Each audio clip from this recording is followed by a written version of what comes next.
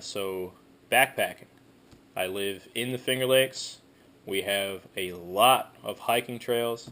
It is just ridiculous how much outdoor activity can be accomplished within the Finger Lakes region. So if you're a health nut and a safety nut like I am, then you keep something like this in your car, in your home, a big honkin' first aid kit, which does roll out to be a pretty extensive kit in itself. But concerned about weight and size, I've come up with a smaller kit. I used a resuscitation mask bag, which sports a neat little Velcro strap here, which you can attach to a belt or a back strap, backpack strap, and even a swivel here that can be attached in multiple locations. But let's go through this, and I'll show you what I've come up with and what I've decided to bring with me out on the trails. Okay, let's get started. So everything fits in here pretty well. The material of this bag is a nylon. It's a very durable material. And starting right here at the top, I have two rolls of gauze.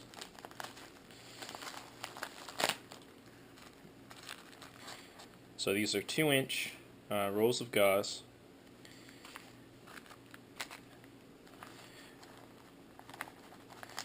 I also have iodine swabs.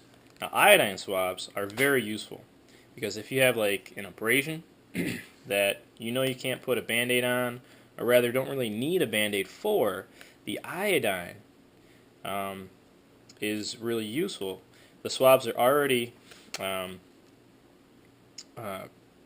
conditioned with iodine on them, so all you have to do is open the package and apply the iodine from the Q-tip. It's a rather large Q-tip, and it's just saturated with the iodine solution.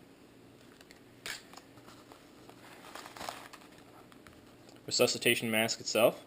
If you are trained to do so and to use one of these, this is a very useful thing to bring along, especially if you're traveling with other people. I know I always bring one, always keep one in my car. I really don't go anywhere without one, or at least have one near me. Some basic medications: Advil. This is anti-diarrheal medicine. I have allergies, so I bring Visine with me. Pack of gloves. And one of my favorite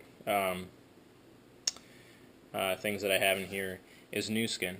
Now, Nu Skin can be applied in many different situations, and it can basically almost just about replace Band-Aids themselves in certain situations, or even blister covers. Great for blisters as well. It does come with a applicator already attached to the top. It's just a little brush applicator, so it's rather simple to apply. I also have in here a triangular bandage. Again, if you've never used one of these, you'd probably be kind of confused on what it is. If you've ever seen an arm sling or a splint, triangular bandages are basically the main tool of use for those type of applications where you have to sling an arm or bandage and splint a leg. Anesthetic and antiseptic I also have in there. Bug bites, cuts, stings, whatever have you. It does come in handy. And then in the pack itself, there's a nice little pocket here that I keep an assortment of other things. First of which are Q-tips. Q-tips have many different applications to them for Q-tips. An assortment of Band-Aids. Okay, we have regular Band-Aids, waterproof Band-Aids, and my favorite, knuckle bandages. Now these knuckle bandages are really sticky, and they basically can go anywhere. Fingers, toes, in between fingers and toes, knees. I've had multiple amounts of scrapes on my knees, and the Band-Aids just fall off time and time again. Those really work. We have a triple antibiotic cream. Okay, to keep 2 of those little packets. And if you can find these in your local drugstore, definitely something to hold on to. Little packets of acetaminophen or Advil or whatever have you. This is acetaminophen. It's a fever reducer, and it comes in its own little dose. So if you can find these little packets, all you have to do is rip open this and just take what's ever in the packet as an adult dose. You don't have to worry about dosage. Another interesting thing that I like to keep are blister covers. These are really flexible and super sticky. Blister covers will last you all day, even all through the night and the next day. These are super adhesive. So I keep 2 sizes of those.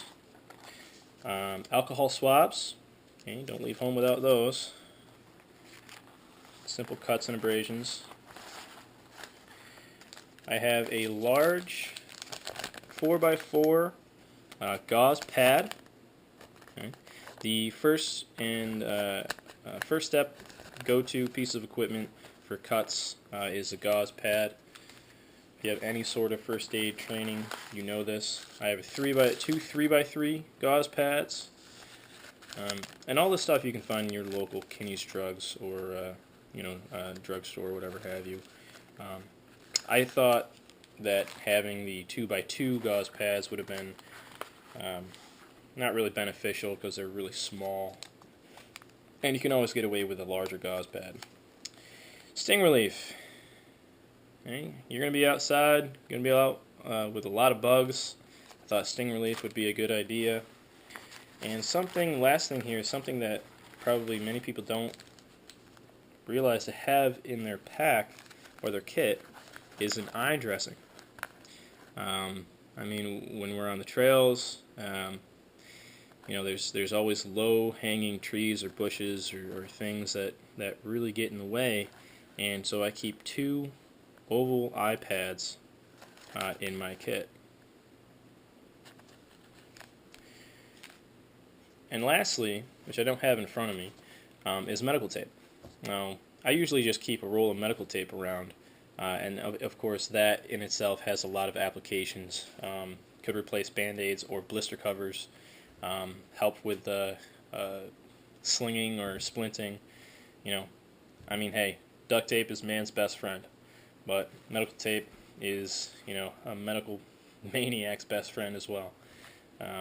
So these are the things that I've come up with that I thought were important, and they all fit nicely in this really light, really durable resuscitation mask bag. So just an idea. If you have any comments, please leave them below. And hike safe, hike smart. Have a good one.